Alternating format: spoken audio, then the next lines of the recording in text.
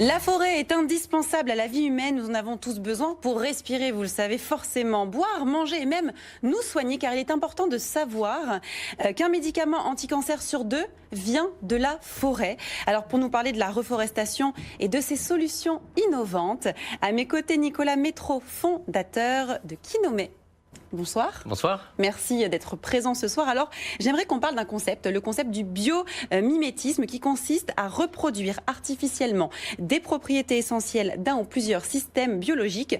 Et c'est à l'origine de Kinomé, le nom de votre société, qui signifie l'œil de l'arbre. Alors, pourquoi ce lien avec le biomimétisme ? Alors, pour 2 choses. D'abord pour ma passion des arbres, et puis en partant du constat que pendant 200 ans à peu près, l'homme a construit son développement et sa modernité en allant piocher dans la nature et de plus en plus en la détruisant. Ouais. En fait, on observe que l'arbre, lui, fait l'inverse. C'est-à-dire qu'il est encore là après 200 millions d'années d'existence et il ne bouge pas. Vous ou moi, pour arriver là ce soir, on a consommé énormément de matière, d'énergie, alors que l'arbre, il en produit de la matière, il en produit de l'énergie et surtout, il a des comportements de coopération, d'adaptation, qui sont en fait des excellentes sources d'inspiration pour les entreprises. C'est un coach en fait pour les entreprises, pour les gouvernements, pour les êtres humains en général. Alors vous proposez différentes solutions au sein de votre entreprise, des solutions pour le développement humain et économique. Que proposez-vous ? Globalement, ce que nous proposons, c'est d'améliorer la vie des gens grâce aux arbres, pour leur donner envie de changer leur comportement et de faire ce qu'on vient de dire tout de suite. De s'en inspirer pour mieux vivre et du coup de protéger cette nature et de la restaurer même. Parce que les entreprises qui vont gagner demain et les pays qui vont gagner, ce sont ceux qui, au lieu de détruire, restaureront. Et donc un exemple de solution, nos solutions, elles sont à la fois stratégiques à haut niveau pour des gouvernements, pour des directions générales, et puis elles sont ancrées dans le quotidien, dans la vie quotidienne des populations locales qui vivent dans et autour des forêts. Par exemple le cacao. Les grands groupes, les Barry Callebaut, les Nestlé, les pays qui dépendent du cacao, savent qu'ils vont vendre leur cacao à terme, puisque les Chinois et les Indiens de plus en plus se mettent à manger du cacao, comme ils mangent de la viande et du lait. Par contre, ils ne sont pas du tout sûrs qu'il y aura encore du cacao à vendre.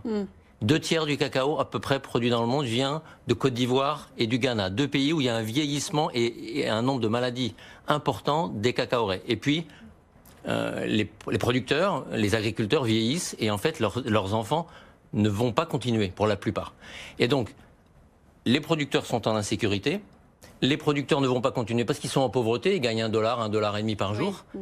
Et du coup, il y a un terrain commun à construire pour répondre aux besoins des uns et des autres. Et ça, c'est réinventer une forme de culture du cacao où il y a des arbres d'ombrage, où il y a des arbres de diversification, où on améliore les bonnes pratiques, où on améliore le rendement, tout en respectant la nature et les forêts qui sont alentour et dont dépendent les cacaoyers pour bien pousser et nous apporter le chocolat que vous et moi mangeons.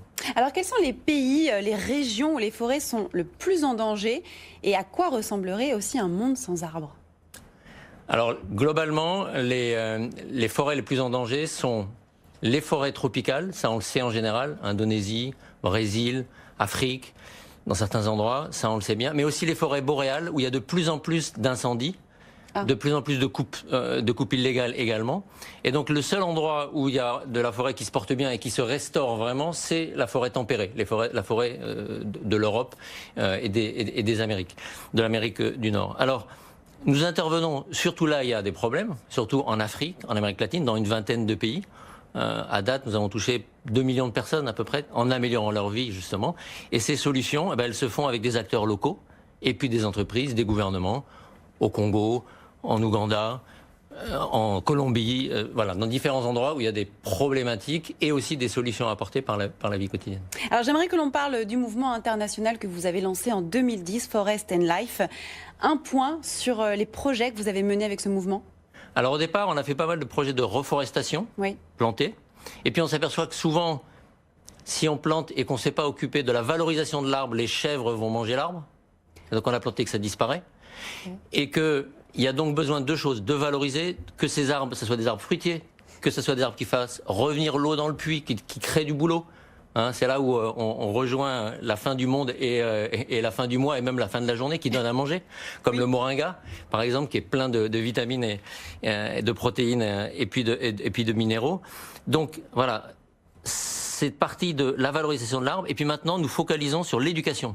Faire planter des arbres en France aux enfants, dans beaucoup de forêts, qui sont les forêts des enfants. On est en partenariat avec l'ONF et des entreprises qui viennent s'aérer, replanter avec leurs employés et les enfants, et qui restaurent la forêt française quand il y a eu un feu, quand il y a eu une tempête. Vous voyez, c'est des choses qui apparaissent de plus en plus avec le changement climatique, et donc qui s'occupent de leur communauté locale et qui font ça en plus en solidarité avec des projets que nous menons et que nous mettons ensemble.